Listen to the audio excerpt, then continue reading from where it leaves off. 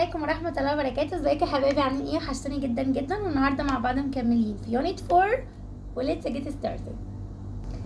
unknown dimensions. يعني ايه unknown dimensions؟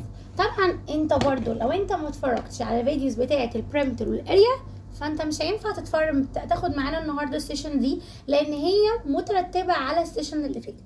طيب ايه الكلام ده بقى؟ هنا عكس. لو خدنا بالنا احنا خدنا الاول البريمتر وبعد كده خدنا الاريا وبعد كده بيقول لي ايه بقى؟ unknown dimensions. يعني هنا هيعمل العكس.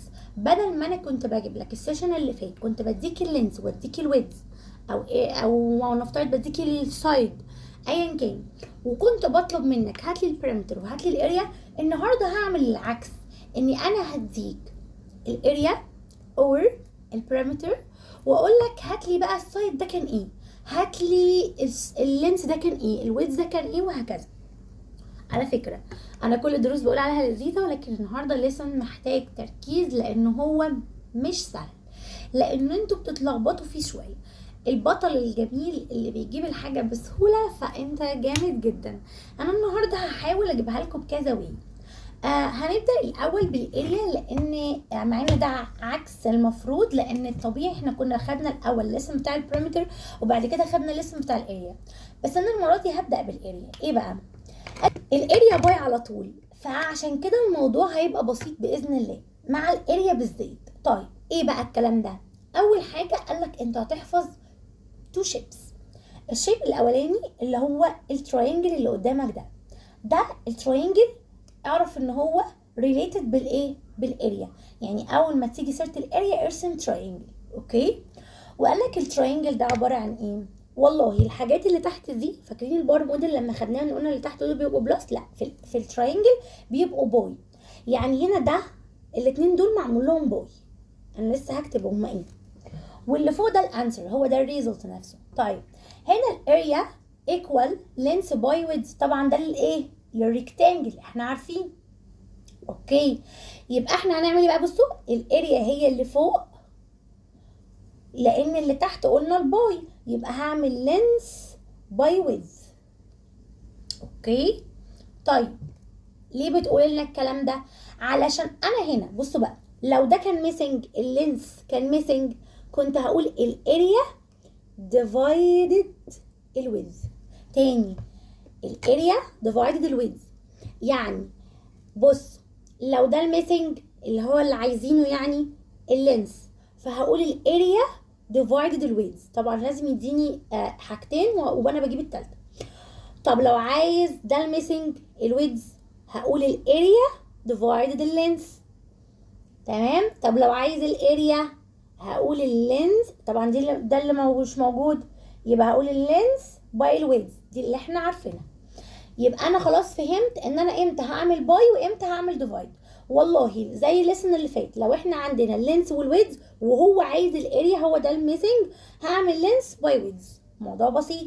لكن لو عايز اللينس واللينس مش موجود، عندي الاريا والويدز بس، هقول الاريا ديفايدد الويدز. طب لو هو عايز الويدز، طبعا هنخبي ده، يبقى انا هقول ايه؟ الاريا ديفايدد اللينس. اوكي، هناخد اكزامبل عليه دلوقتي، ولكن انا بفهمكم فكره الاريا. نفس الكلام هنا طبعا سايد باي سايد. مين يقول لي ده كان الرول بتاعت ايه؟ اسمع، السكوير. يبقى انا هقول برضو الاريا equal side by side. طيب يبقى انا هنا لو انا عايزه السايد نفسه فهقول الاريا divided السايد. بس هنا بيقابلني حاجه مش هتعرفوها، بمعنى انا ونفترض عندي سكوير فما عنديش السايد اصلا، فهقول الاريا divided مين بقى؟ بس هنا هتشوفوه في الاكزامبل واحنا بنحله، بس طبعا بكل بساطه انا هقول السايد ده هيكون عباره عن ايه؟ هنقول دلوقتي الاريا ديفايدد سايد. طب ما انا مش هيبقى عندي ديفايدد سايد حاجه، ما انا عايزه حاجه باي حاجه او نمبر باي اتسلف يديني الاريا. تعالوا نحل ونشوف، بس باختصار الاول نشوف الاريا. يبقى هرسم تراينجل على طول. اوكي، المره دي هناخد البريمتر. ركزوا في الليسن ده عشان هو يبان صعب، بس واحنا بنحل هيبقى الموضوع بسيط باذن الله. بصوا بقى، قالك في اي حاجه فيها بلس يبقى احنا هنستخدم البار موديل، عشان كده انا رسمت البار موديل. فاكرين البار موديل؟ لو مش فاكر روح طبعا ارجع للسيشن على طول عشان هتعرفوا. طيب قال لي ايه بقى؟ قال لي هو ده شبيه بالبار موديل، ان احنا في البار موديل كنا بنعمل حاجه بلس حاجه ايكوال حاجه، يعني بتبقى الايكويشن عباره عن بلس. طيب بس دي مش بلس، بس دي مش بلس عاديه، قالك في هنا 2 باي. قالك طيب اسهل حاجه ممكن تعملها ان انت هتودي ال2 باي دي كانك هتوديها الناحيه التانية بالديفايدد، فكاني هقول البارامتر هعمل له ديفايدد 2 الاول. الكلام الصعب ده يعني اقول لك، لو انا قايله لك لو انت عندك البارامتر مثلا، طبعا احنا هنا بنتكلم عن مين؟ عن الريكتانجل. لو انا قلت لك مثلا ان البارامتر 20 حلو واللينس 4 مثلا ولنفترض، فانا عايزه اعرف الويدز هيكون ايه.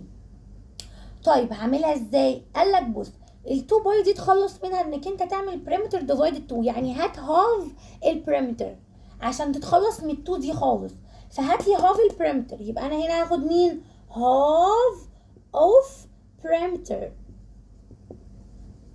اللي هي كام بقى؟ بصوا نص البريمتر كام هنا؟ نص ال20 كام؟ 10، يبقى هحط هنا ال10. حلو. طيب تحت هحط ايه؟ قالك تحت حط اللينس اللي مديهولك. بص بقى الموضوع بقى بسيط ازاي اهو. 4. فاكرين كنا بنعمل ازاي في البار موديل؟ اللي فوق واللي تحت كنا بنعملهم بلس ولا ماينس؟ الهول ماينس البارت. ارجع للسيشن على طول. طيب يبقى انا هعمل ده ماينس ده، يبقى ال 10 ماينس 4، يبقى ال 10 ماينس 4 equal 6. يبقى هنا دي ال 6، يبقى الويدز هنا بكام؟ 6. طيب ناخد البريمتر برضو بتاع السكوير. راح جه حد قال لي بص يا ميس، طالما بريمتر يعني بلس بلس بلس يعني بار موديل. قلت له ما عنديش مشكله، بس فاكرين احنا كنا رابطين بلس بلس بلس اللي هم 4 حاجات 4 تايمز، يبقى كنا بنقول بدل ما اقول سايد بلس سايد بلس سايد بلس سايد كنا بنقول 4 باي سايد، يبقى هنا بريمتر 4 باي سايد. طيب 4 باي سايد يبقى استخدم في الباي، يبقى استخدم البار موديل ولا استخدم التراينجل؟ لا هستخدم التراينجل. قال لي يبقى انت هنا هتقولي البريمتر وهنا 4 باي سايد. طيب لو انا عايزه البريمتر والسايد مش موجود هنقول، يعني لو انا عايزه البريمتر والسايد موجود يبقى هقول 4 باي سايد. طب لو انا عايزه السايد والبريمتر مش موجود يبقى هعمل البريمتر، اسمع اللي فوق مع اللي تحت هنا بعمل لهم ايه؟ divided.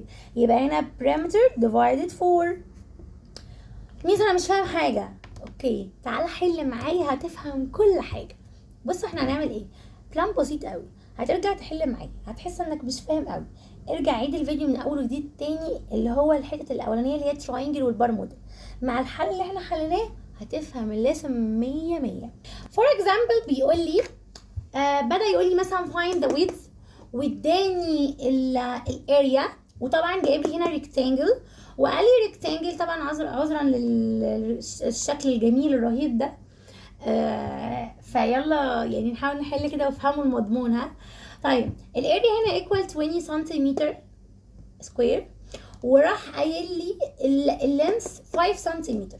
انا رحت جيت قلت على جنب باختصار، لو الحاجه الرول اللي انت هتقولها فيها باي استخدم التراينجل، لو الرول اللي انت هتقولها حاجه فيها بلس بلس بلس يبقى استخدم الايه؟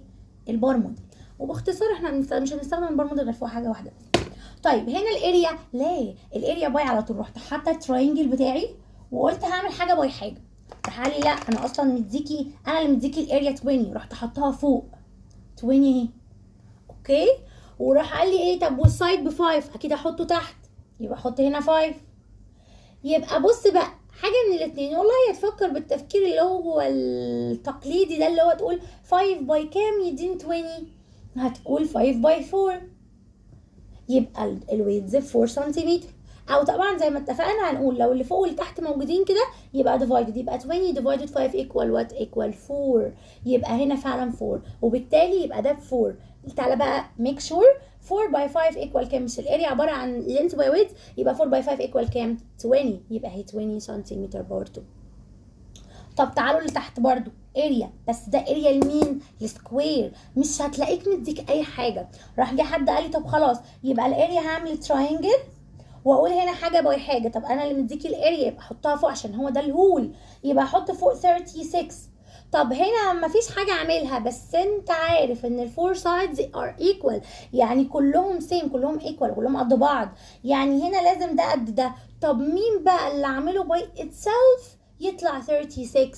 فانت وانت بتفكر تفكر في 4 باي 4، لا 16، 5 باي 5 25، 6 باي 6 36، يبقى هنا 6 باي 6، يبقى هنا السايد بكام؟ ب 6، يعني كأن ده ب 6 وأكن ده ب 6، ففعلا الاريا عبارة عن 6 باي 6 equal 36 كيلو متر أو متر باور 2.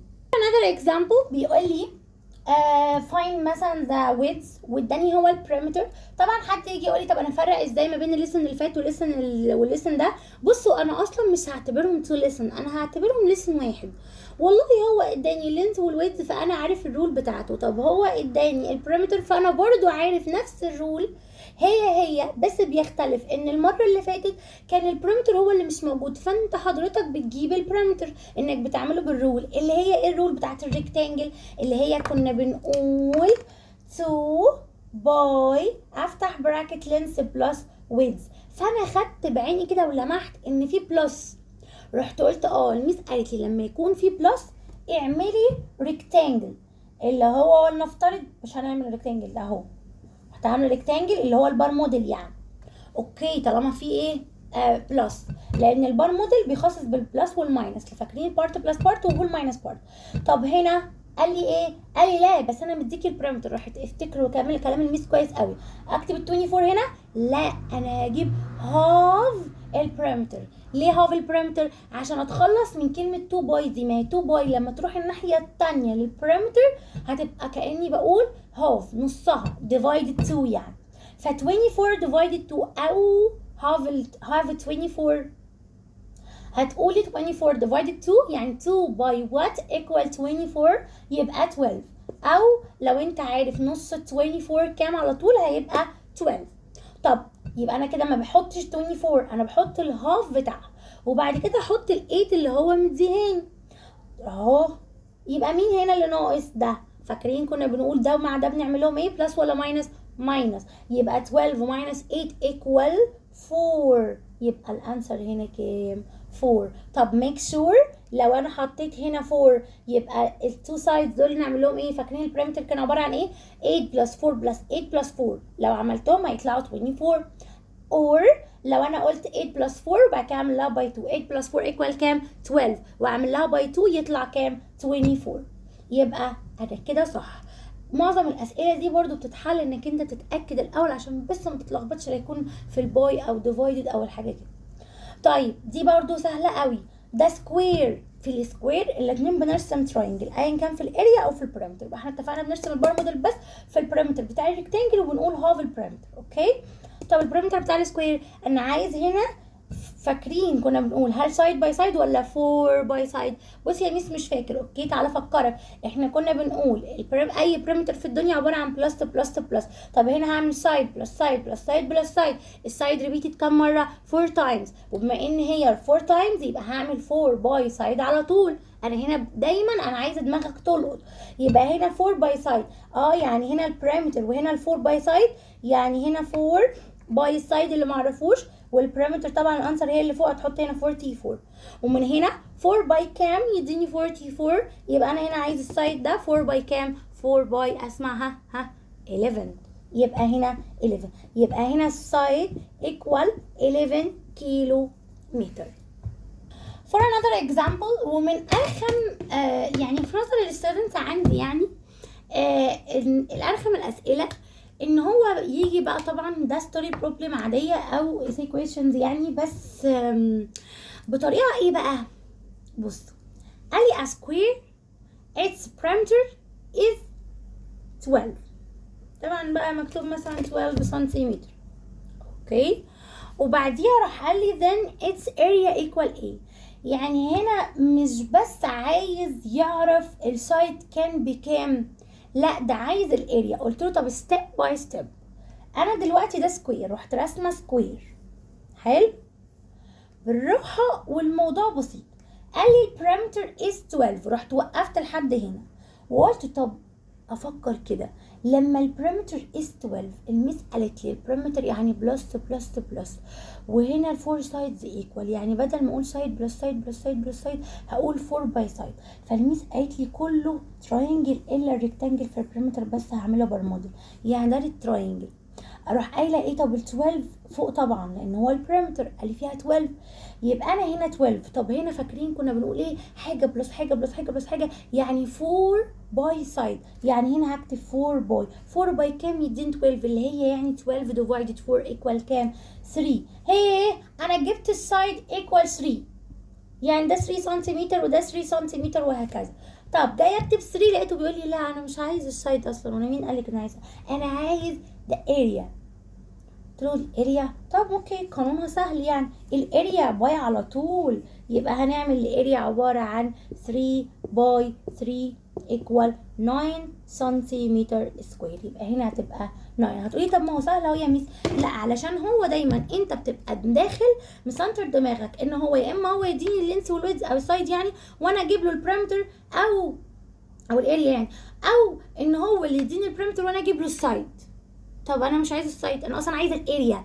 فانت دماغك بتتلخبط، انت طب انا اجيب بقى دلوقتي السايد ولا الاريا ولا البارامتر؟ فالموضوع انك انت بس تفكر انت هتعمل ايه. فستيب باي ستيب، دي من اصعب الاسئله مثلا عشان بس فيها يعني يعتبر 2 ستيبس. اوكي. ومن هنا احنا نكون خلصنا الحمد لله معظم الافكار. ولو في اي افكار وقفت قدامكم في كتاب المعاصر او غيره من اي حته في الدنيا ابعتولي في الكومنتات وهرد عليكم على طول، واشوفكم على خير. Goodbye.